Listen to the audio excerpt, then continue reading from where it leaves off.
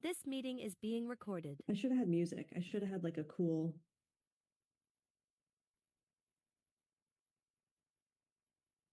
song for everyone while they entered. Kim, do you want to sing for us? Maybe that could be a good. No.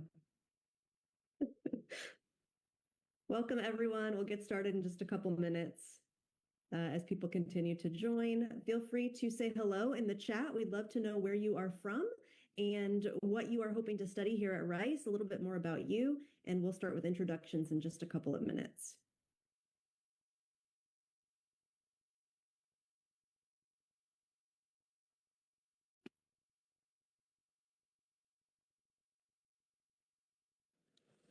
Hi. Good morning. How are you? I'm fine, and you? Good. Where are you calling from? I'm from Madagascar. Excellent. Thank you for joining us. What time is it there? Actually, I'm not in Madagascar, but I'm doing a German program in Ohio. So I want to pursue college after my program. That's why Excellent. I'm interested about rice. Yes. Wonderful. Well, thanks for being here. Can you repeat? Thank you for being here, and we'll get started in just a few minutes. Yeah, thank you for attending me.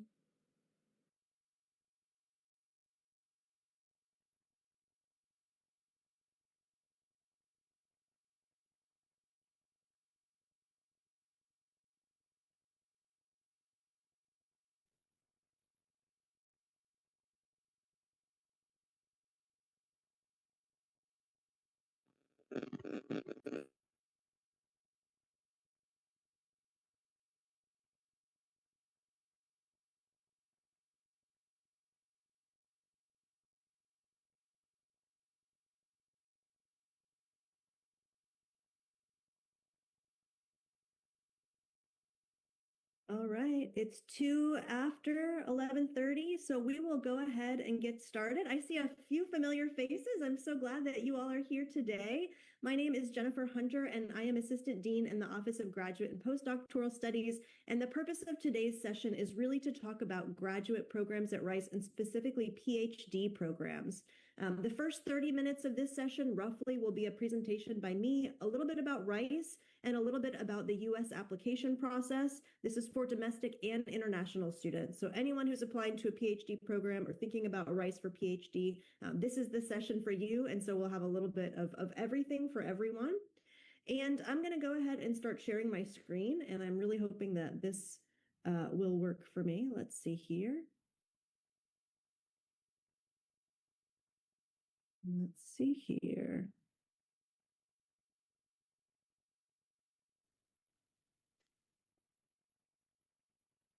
Oh, I love it. I'm trying to do something fancy. All right. Hopefully you all can see me. Perfect. Yes. Okay. Yes. Excellent. Thank you so much.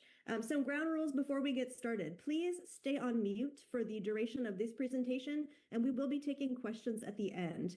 At the end of the first 30 minutes, we will go ahead and move into breakout rooms. So just keep in mind that if you have questions about a specific program we might offer or questions about the application process, there will be a time for that. So if everyone could stay muted, this is a very large webinar today, and so we want to make sure that everyone has a great experience and we can get everyone the information that they need.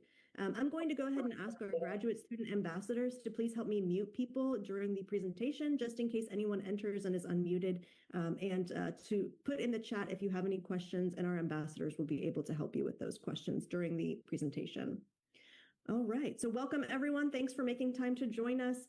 And we're going to walk you through everything that you need to know about the PhD programs at Rice, who we are, what it's like to live here, and what it's like to put a strong application together. So we'll go ahead and we'll dive in. This is generally what we're going to be covering today. Again, we'll be covering a little bit about Rice, our student life here on campus for PhD students, and then we'll be really doing a deep dive into the application process and what it is like to apply to grad school and specifically a PhD program and how that is different from a master's program or an undergrad program that you might be applying to. So again, for all that are just joining, the focus for today's session is PhD research programs at Rice University here in Houston. Jennifer, I don't know if you're sharing your screen, but I can't see it. I don't know if anyone else can see it. Am I the only one that can see?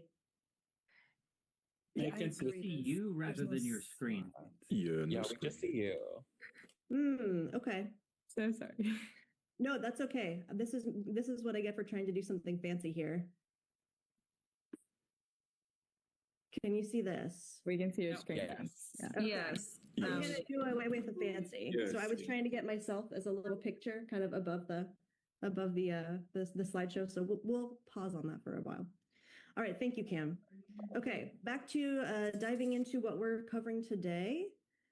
Today's roadmap, again, why Rice student life, and then the PhD application itself and what that looks like for anyone who might be thinking about PhD. Again, this session is for PhD prospects. Our hosts today, myself, Jennifer Hunter. I'm Assistant Dean in the Office of Graduate and Postdoctoral Studies at Rice University. I also want to recognize Dean Seichi Matsuda, who is also here with us today. Dean Matsuda, would you like to say any words of welcome to our guests? Sure. It's a great pleasure and privilege to be with you today. I think that applying to grad school is confusing and kind of scary because there are so many possibilities and you might not know exactly what you want to do.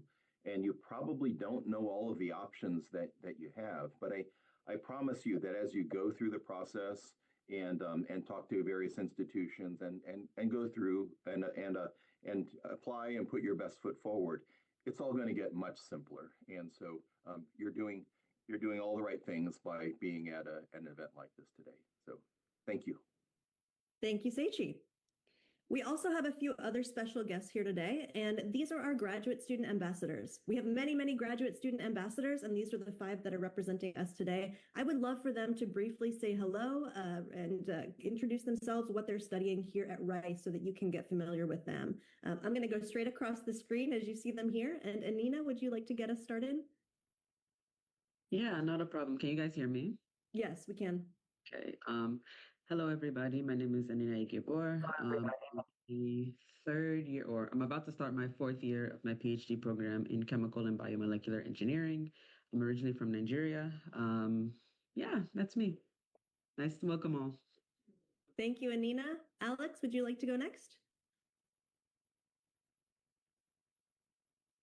Hello everyone, I'm Alex. I'm also about to start my 4th year in the Ecology and Evolutionary PhD program.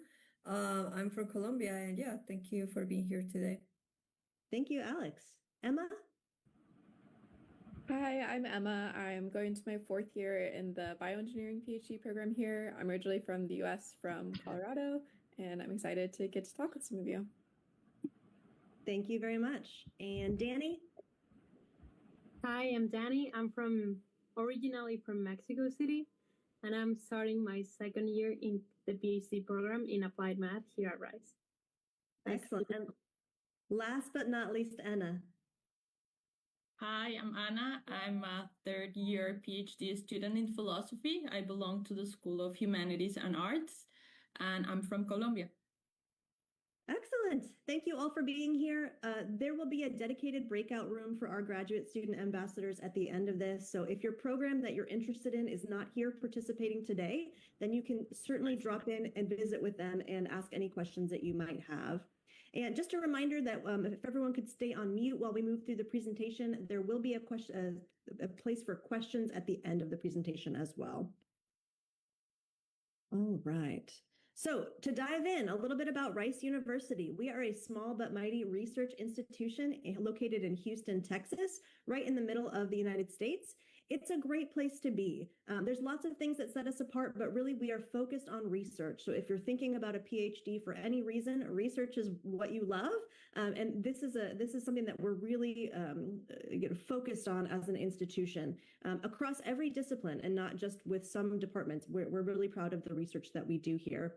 Our resources are very strong as well. We have a strong endowment that scales to really supporting our doctoral students in the lab and in the stacks and in the library. And so that translates directly to what you will be able to do here at Rice. We do intentionally keep our cohorts small. We want to make sure that you collaborate well with not only your colleagues, but with the faculty and the departments that you're interested in. And so we want to make sure that those connections start early, and we intentionally focus on making sure that we have strong community among our programs. And finally, we're really consistently ranked at the top for cross-cultural interaction, for interdisciplinary research, and we're generally going to be seen as a global collaboration hub. So just something to keep in mind there as well. Financial stability is really important when you're pursuing your PhD. And so for most PhD programs in the United States, what you can expect is a full tuition waiver and a stipend that covers your cost of living while you're pursuing your graduate degree. Generally, you can expect 5 years of funding, and some programs may be going farther than that with a 6th year. And you can expect also 100% subsidized health insurance. Paula, I see your hand up. Your Jennifer, sorry, but we can't see your screen. Still. It's at Meet Your Host. No. Let's see. Thank you. I think it means that we can see your screen. It's just that we cannot see the change of a slide. Yes, exactly. Let me try again. This is so strange. I'm so sorry, y'all. We've been on a slide that says meet your hosts. Okay, let me go back and try again.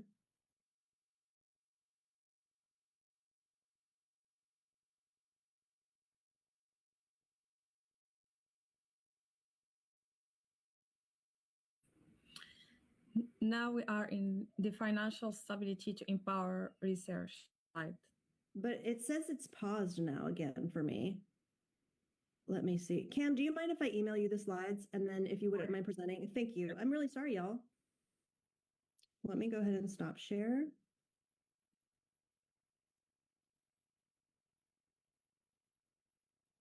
And I'm just going to put him in a Zoom chat, Cam. Okay. Thank you so much.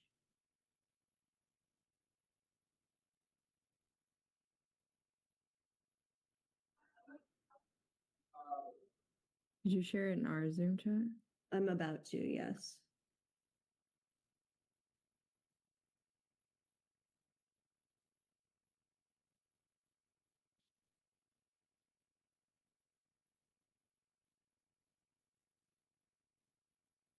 Okay, you should have it now. Okay.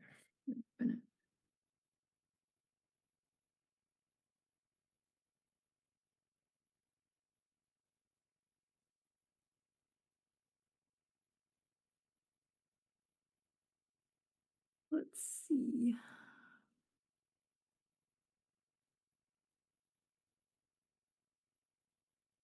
Okay. Can everyone see my screen? I can see it now. Yes. Okay. Play from start. And now I see presenter view. That's the only thing. Oh.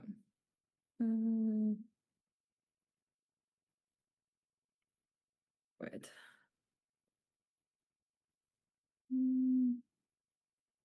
Aha, I think I figured it out. Okay, can you see it now? Yay, it looks great. Yes. Okay. Thank you all. Thank you, Paola, for bringing that up. This actually works great because then I can get my script right in front of me. I love this. Thank you all for your patience. All right, Cam, I think we are on slide. This one? This one, yes. So just to cover what you can expect from a PhD in the United States, generally for all PhD programs in the US, you can expect to have your tuition covered completely. So your tuition will be waived or paid for by your department. Your starting annual stipend at Rice University will start at $37,000 a year. Some programs can be higher.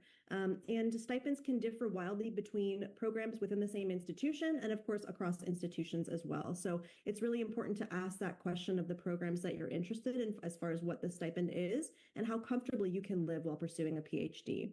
Most programs will guarantee you 5+ years of funding, but it's really important to ask that question of the programs that you're applying to as well, not just for Rice, but any PhD program. And then at Rice, health insurance is 100% subsidized for PhD students. So it's really important to remember that as well. That's another cost that is not going to be something that you will be expected to pay. We really want to make sure that the things that you do here at Rice are focusing on your research and making sure you have a great experience here. All right, next slide, please. Excellent. So a little bit more about the Rice culture. We really try to be a place that is not competitive with competing with other students, but really a place that is collaborative in nature and a friendly place to be. There's a lot to do here. And so wherever you go to grad school, I really encourage you to get out of the lab, get out of the research kind of enterprise and explore what the campus that you're going to be at has to offer you. One way to do that is through a graduate student association. Many institutions do have GSAs, and it's a really great way to have social and professional development activities connected to your campus life. Next slide, please. Excellent. A little bit more about Houston. If you're not familiar with Houston, we are directly in the middle of the United States. We are the 4th largest city in the US as well. And that really translates to a lot of resources and a lot of things to do. My favorite thing to do in Houston, of course, is to eat. It's a really great place to be out and dining. And so I hope that if you are coming to visit Houston for any reason to see Rice, you will explore all of the things that our city has to offer. We have the largest medical center in the world. It's a great place to do healthcare related research. And so if you have interest in that, many of our fields do research related to this.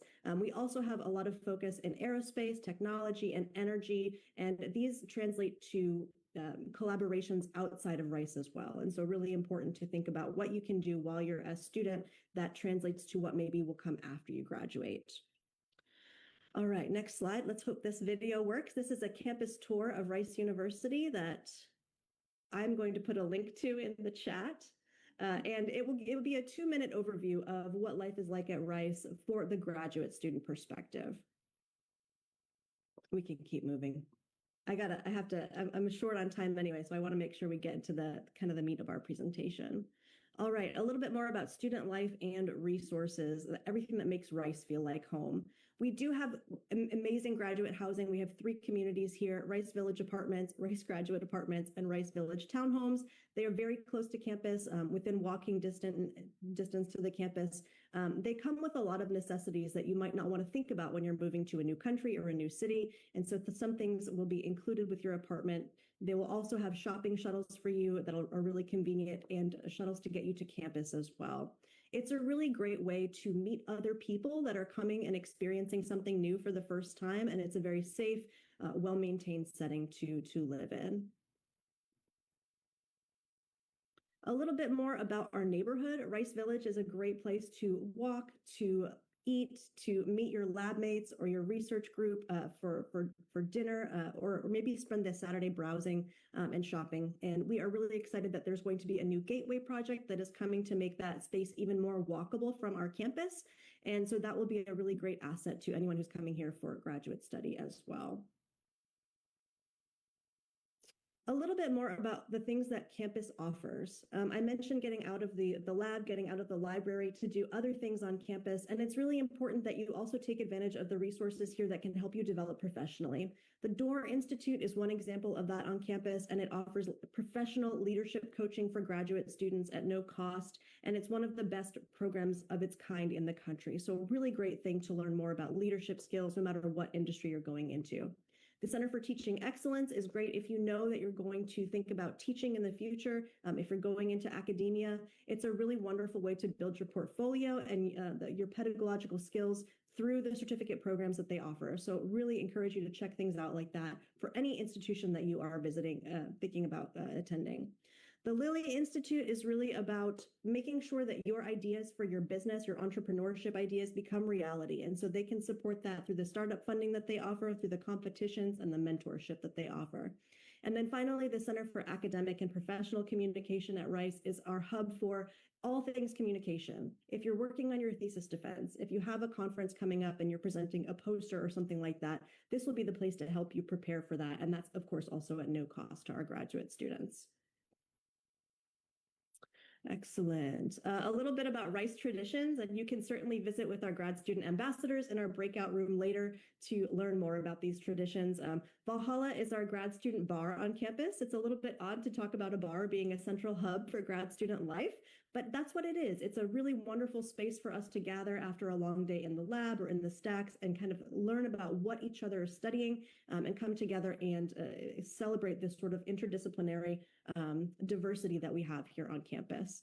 Of course, we have sporting events on campus as well. We have plenty of different teams that you can come and root for. Our premier athletic event, I think, is beer bike in the spring, and grad students do participate in this as well. I'm curious if any of our grad student ambassadors have participated in beer bike. Not yet, not yet. Next year is your year for biking, I'm sure. Yes. And then Culture Night is another great event for us to get together and celebrate the diversity that's international on our campus. I'm also a very big fan of this event because it's a great time for us to come and get together and eat lots of different great foods as well. So a lot of fun for all of us here at Rice. I'm going to speed through, I think, the next couple of slides. We can skip this. And I do want to talk about Thrive at Rice. This is a program for first-year PhD students on the Rice University campus, and it's really designed to help you get acclimated to PhD life and all of that it entails. There's peer mentoring that happens in small cohorts, and there's lots of culture built around what is it like to succeed in a PhD program and how can we help you do that. So really encourage you when you get to Rice University to think about this program as something that you should participate in. All right. And Cam, let's go ahead and skip to the PhD application piece of the, yes, thank you so much. So if you're thinking about a PhD program, how is it different from a master's program? Generally, the PhD program is going to be about 4 to 6 years, and it's really designed to generate new knowledge, something that humanity has never discovered or known before. You are going to be working on as a PhD student. Really important to note that a master's degree is not required to apply to a PhD program, and often you will earn a master's as part of the PhD as well. So always ask these questions of the PhD programs that you're interested in. Will I get the master's on the way? How does that work? But really good to know that it's a time investment where you will be doing highly specialized research for the university and for your own interest as well. The master's track generally would be 1 to 2 years, and it will be very academically focused. You will be taking courses, and you will be accelerating your professional entry into a number of different industries. So really important to note that these are very different programs, and it really depends on what you're interested in doing, if it's research or if it's other. Know that for the PhD programs, you can generally expect full institutional support in terms of funding. For the master's programs, the scholarships may be available, partial aid may be available, but it's important to ask those questions. So if you're still weighing your decision, this is what you can expect. A little bit more about the key differences in the admission for these programs here. Like I said, really for a PhD, you're hoping to generate original new knowledge, things that we have never discovered before. And when you think about the application itself for PhD, there's generally going to be a very strong emphasis on, is the research that you're doing a good fit for this university, for this program, and for these faculty? Whereas for master's programs, they may be more focused on, are you going to be a good fit for this cohort? Do you have the academic readiness behind you? So there's a little bit of a difference in how we might evaluate somebody who's applying for a PhD versus a master's program. There's lots of different milestones that the PhD student will enjoy. Of course, for your qualifying exams, for proposing your defense, and for your dissertation itself, you're going to be presenting these ideas to a team of faculty who know the work that you're doing. And master's programs, again, are really focused on coursework. Maybe you will have a capstone course, or you'll be working with a company on a practicum at the end of your degree. So really important to note these are very different degrees. Everything that your application package needs is on your screen. Generally, you're going to be asked for essays or a statement of purpose of some kind, which is the narrative that's going to tell an admissions committee why you want to pursue this degree. This is the best way for you to talk to an admissions committee directly during the application process. We generally want to see 3 letters of recommendation. Some programs may require more, some may require less. If you have 5 people that you're excited about and they all want to speak for you, we certainly would welcome all 5 of those letters, but just know that generally Rice will require 3. Your CV is your curriculum vitae, and that's your academic sort of outline of what you have done so far. And so it's really important to make sure that that's put together in a comprehensive way that talks about your laboratory skills, any publications, which are not required but are helpful, poster presentations, or other coursework that are really translating well to the PhD program. We will also require all of your transcripts, and they do not have to be official transcripts, and you do not have to have completed a bachelor's degree to apply to the PhD program. You should have completed your bachelor's degree before you start the PhD program, but generally most students will apply in their last year of undergraduate study to go on to the PhD the following fall.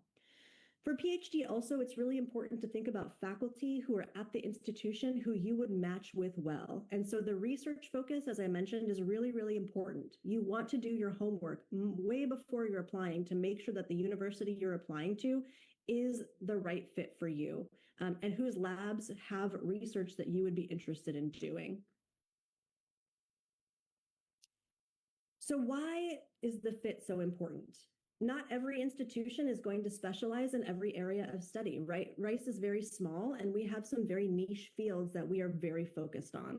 And so you want to make sure whatever institution that you apply to has the thing that you want to study, and also has faculty that are actively taking students that are interested in getting that research kind of that you want to have going on and off the ground. So the best way to do this is check lab websites, check the program website for the research areas that are offered, and then also connect with current PhD students, because they might be able to tell you who would be taking students in the next year. They might be able to tell you about lab culture, and all of those things are really important when you're going to invest maybe 4 to 6 years in actively getting a degree somewhere. So really think about faculty alignment and the research that you have done and how that translates to the institution that you're applying to. There's a few differences of how a program may accept students. Direct admission models generally mean that you would need a professor to speak for you to say, if the admissions committee admits this student, I will be their PI, I will be their supervisor. Cohort-based admissions, you don't necessarily need that faculty match in advance. You may be admitted to the program as part of a cohort, and then that match happens naturally in the first year in some mechanism that the program defines. But it doesn't hurt to build those connections early, especially if you feel like you have a strong research affinity to the institutions you are applying to.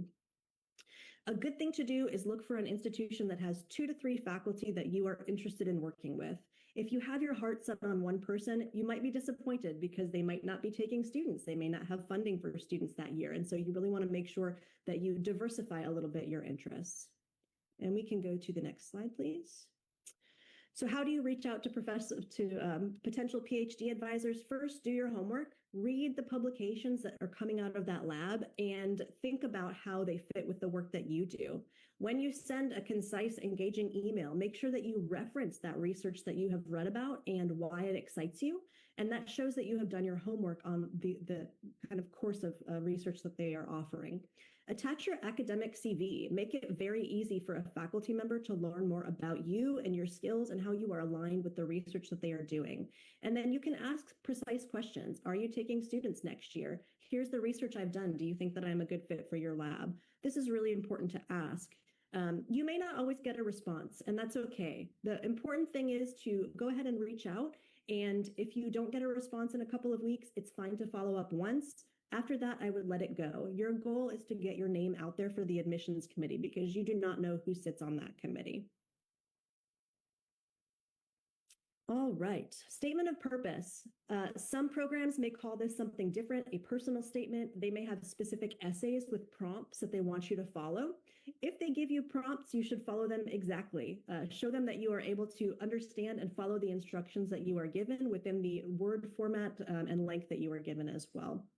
You want to make sure if they don't give you any sort of boundaries for how you want to approach the statement of purpose, my suggestion is to kind of detail it in this way. So think of the past and your foundational milestones. Make sure that you talk about how you got interested in the field of research that you are pursuing and why you're pursuing a degree in a graduate degree or a PhD. And then you want to talk about the present. Why this institution? Why this program? Who do you want to work with? You can specifically name faculty you're interested in your statement of purpose. And then also talk about the future. What will this degree help you do? And why are you pursuing it? Why will this be a good fit for you? All right, letters of recommendation. I had mentioned we would love at least 3. It's always great to get letters of recommendation for academics for PhD programs. So we want to see at least 1 letter from a faculty member, somebody that knows you very well, that can speak to your commitment to research, that can talk about who you are and your potential to succeed in graduate school.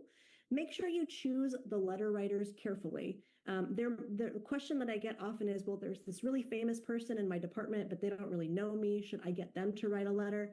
The best letter is going to come from someone who knows you and has worked with you well and can speak to your academic potential. When you reach out to your letter recommenders, you can attach a statement of purpose draft that you're working through, perhaps your academic CV, and then talk a little bit about the bullet points that make you stand out and help them remember what you have done when they're writing this letter. Give them a lot of time. You want to give them at least a month to write these letters so that they have enough time to get it done by the deadline and you're not waiting for that letter to come in. The last thing you want is all of your application materials to be in and then your recommenders haven't sent their letters yet, your test scores aren't in. You really want to make sure that everything is ready for the admissions committee to review as soon as it's there. All right. It is not always required to have research experience or publications going into a PhD program, but it can help. And so if you've got evidence of your scholarly impact, if you have publications or poster presentations or conference proceedings that you'd like to share, make sure that's included in your CV. You can always add publications or things like that as supplementary materials to the application, and we're happy to have those as well. Something that I always look for, I read applications, but I don't make decisions for admission, but I do like to know what our incoming cohort is like. And I really always enjoy seeing people that have been really involved on their undergraduate campuses or in their workplace and are going to give back to the campus community that is Rice. So really important to highlight those things that you excel in as well. All right, a little bit about the sort of numbers requirements here. So for PhD programs, I'm often asked, like, what's the minimum GRE that I need to get in? That's not really how PhD admissions works. We're really more focused on research fit. We really want to make sure that you are a good researcher and you know kind of what you want to do going into a PhD program. We do have some minimum requirements for GPA and for language proficiency. So for GPA, we're looking for at least a 3.0 on a 4.0 scale. When you apply to Rice, you do not need to enter the conversion GPA. We will ask you for your GPA and then the scale used, and you can put that in exactly as it is on the application, and you do not need to convert anything at all. The GRE policy is up to each program at Rice. So we don't officially require the GRE, but some programs may suggest it or strongly suggest it. If they are suggesting or strongly suggesting, it probably means they would like you to submit those scores. And so if you've got scores that you're proud of, you should go ahead and do that. Otherwise, if they say it's waived or not something that they look at, you could probably take that at face value that that's not something that they're going to take into consideration. For language proficiency, if you're an international applicant, if you've done a degree, a bachelor's or a master's in English, you may be eligible for a waiver for these requirements, but it's best to ask your program administrator that you're applying to. Otherwise, the scores that we use and would require from you are here on the screen. So it's 90 or 4.5 for TOEFL, depending on when you took that test. The IELTS is 7, and then the Duolingo is 115. All right. I will say one more thing about external funding and fellowships. So we talked about the PhD in the United States being fully funded, but it can really help and strengthen your application if you apply to programs like the NSF, like Fulbright, or like GEM if you're here in the United States. And so I would encourage you to apply and think about how a fellowship application can bolster your graduate school application. If you come in with funding, that can help you in choosing an advisor and finding a match. So really important to think about how you can put yourself out there and think about what fellowships are eligible for you. We do have annual fee waiver weeks for all of our PhD programs here at Rice, except for those in the School of Business. And so for our fee waiver weeks, we anticipate that will be October 14th through November 1st. You can apply for this fee waiver by submitting a form on our website, and the link to that webpage is here. You would just need a 3.0 GPA to qualify for the fee waiver, and you must apply early. We want you to apply to graduate programs early, so we're looking for your application by November 27th for that waiver to be applied for your application. One other plug I want to mention, we have an event coming up in October this year, and it's run by our own Cam Zapata, who's here today. It is a wonderful event. It is a chance for undergraduates or recent graduates to come and present their unique research or their course projects. It's here on the Rice University campus. There are some programs that may offer a hybrid approach, and so if you're an international student wanting to participate, that will be a great way to participate as well. And it's generally going to be for STEM and economics fields, but you should always let Cam know if you have a specific interest, and we can see where that your interest might match up. All right. So generally the timeline for PhD looks as though as on your screen. You're going to want to start doing your research now. You're already at that stage and you're here today. So I'm very glad to be able to talk to you all about grad school and the PhD programs broadly. You want to go ahead in the next step, start applying. So our application will open on or around September 1st. We would love for you to start applying at that time, go through the application materials, learn what's required, and start working on things like your essays, your recommendation letters. Generally, you can expect deadlines to close during the month of December. It's possible you would be invited for an interview at some point in February, and then you would get your admissions decision after that. So generally, this is what the timeline will look like. A few quick resources and links, and we'll be sure to add these in the main chat as well. I've linked our main website for graduate studies at Rice. We have a link for all of our programs of study. So if you're wondering if we offer a specific field, it would be really great for you to go to this website first and go through the programs and make sure that what you offer is what you want is offered at Rice for pursuit. Our admissions information is listed as well. A little bit about GCURS, and then we do have a podcast that we've started. So if you want to take a deeper dive into the statement of purpose or what is it to be a PhD student, we encourage you to listen to that as well. Okay, we're going to go ahead and go into our breakout rooms. I know Anina is working on getting those breakout rooms set up, and they will be available momentarily. Just some ground rules. Check before you ask. If you're not sure if there's something that has already been asked, you can go ahead and check in the main chat and make sure that is something that you can ask or not. If the question has already been answered, the answer remains the same generally, unless you have a very, very unique case. And so just make sure that you're mindful of there's going to be a lot of people in the breakout rooms. We want to make sure everyone gets their questions answered. And make sure that you give everyone a turn, as I mentioned, and then if you can, your mic's unmuted, your camera's on if possible in the breakout rooms. We would love to get to know more about you. And if you have questions, generally, you can drop into the main room. I will be here in the main room. And Dean Matsuda, you're welcome to be in the main room with me as well. We will have our grad student ambassadors page. And then on the next slide, we have the actual breakout rooms for your perusal.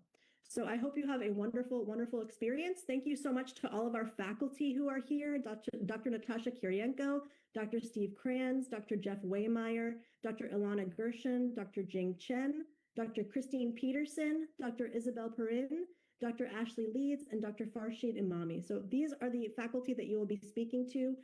Thank you so much for being here again. And Anina, if you would like to open those breakout rooms, please feel free to do so.